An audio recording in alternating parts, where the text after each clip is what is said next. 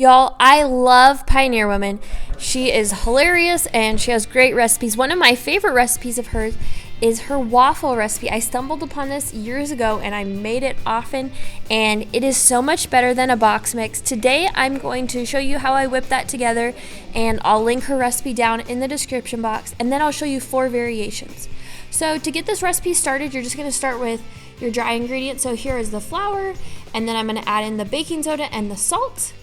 And then I'm also going to add in a little bit of sugar. These waffles don't have tons of sugar in them. It's more in the toppings that we put on it. So I'm going to give that a whisk.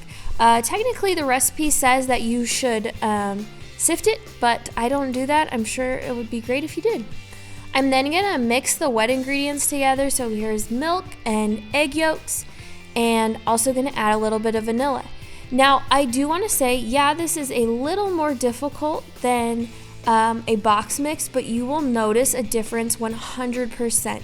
These waffles are light and crispy and amazing. These are not hotel waffles. These are not box mix waffles. These are so much better. All right, so now we're going to take the dry and the wet, and we're going to put them together and give them a mix.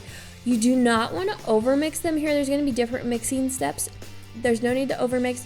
Just give it a good mix till it starts to come together. There will still be some dry patches there, and that's great.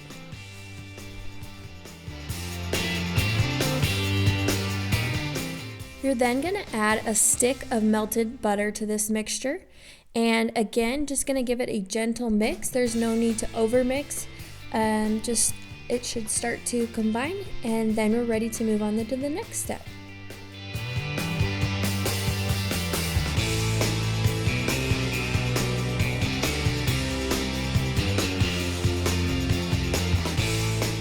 Here we're going to be switching gears a little bit. Going to grab out the stand mixer, and I'm going to put egg whites into the stand mixer. And again, I'll link her recipe down below so you can see all the quantities.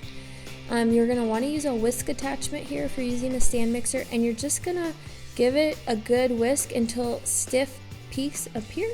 And here's my egg whites and my batter so far.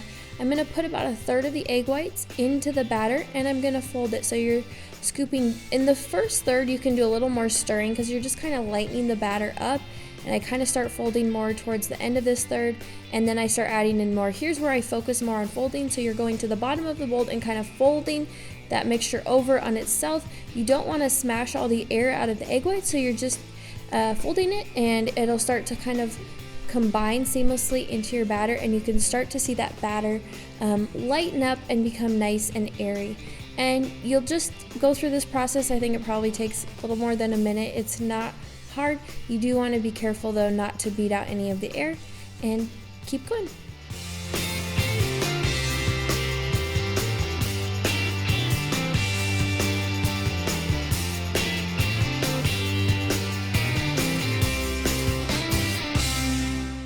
Now once the batter's all combined and the egg whites have been folded in completely, you're going to heat up your waffle iron. You're going to want to spray it. You do want it to be nice and hot. My preference, and Pioneer Woman says this and it's so true, is a nice crispy waffle that's a little bit darker. We don't want these waffles to be blonde. Really, at least my preference and hers in her blog post is to make them darker, which I think is amazing. So here's a finished waffle. My first variation is going to almost be dessert. I'm going to start off with some Nutella, just spreading it over the waffle, and here's where all those little crannies come in handy. And on each of these variations, I'm going to put something down in there, really take advantage of them. Once I've got the Nutella on, I'm just going to drop some sliced strawberries on top, which I think really freshens things up and makes it super yummy.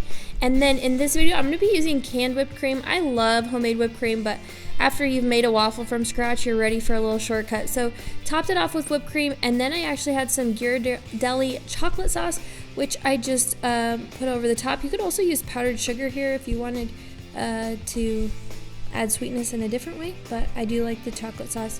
And this one you could almost serve for dessert. I think the rest of them are a little more breakfasty. All right, for my next variation, I'm going to start off with my waffle, and I'm going to spread some peanut butter on it. I'm going to be making a peanut butter and jelly waffle.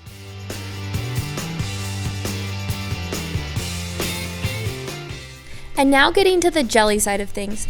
I'm going to be taking some of these frozen raspberries mixed with sugar. Now, if you have some raspberry preserves, just heat those up and use those. It'll be even better, but I didn't. And then I topped it off with some fresh. I think it kind of has a nice balance here between that really sweet kind of jammy raspberry and then the fresh raspberry.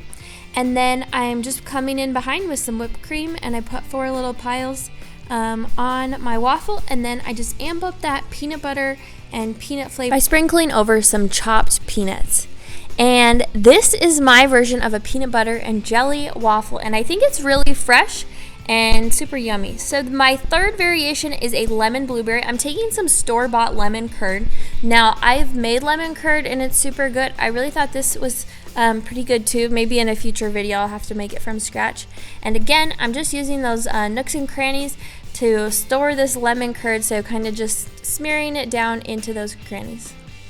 I'm then coming behind with some frozen blueberries. Depending on your preference as far as sweetness goes, you could mix some sugar in here, whether that's a lot or a little. It's all up to you. Personally, I don't mind things being a little more tart, so I just put the frozen blueberries straight on there. From there, I'm just gonna finish it off with a pile of whipped cream. And again, if you wanted to amp up the sweetness, you could, and sophistication level, I guess, you could also add some sifted powdered sugar to the top, and that would be really pretty. So this is the lemon blueberry waffle. Yum. The next variation is actually my favorite. It's a pumpkin cheesecake, and I take powdered sugar, pumpkin pie spice, cream cheese, and pumpkin, and I give it a mix till I have this pumpkin pie schmear, and the quantities for this are down in the description box. I spread this over the waffle. You guys, this stuff is so yummy. Like, you have to try this variation.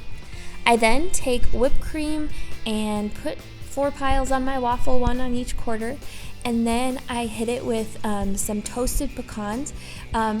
Make sure that you toast your pecans. It makes a huge difference.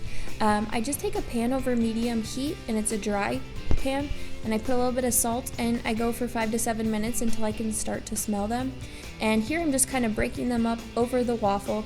You guys, the flavor is so good. I then take some pumpkin pie spice and give it a sprinkle, and then depending again on your sweetness preferences, you can top it with syrup. I did that. I think it brings a nice flavor and kind of makes sense with the flavors in the waffle and kind of ties it all together. So super yummy.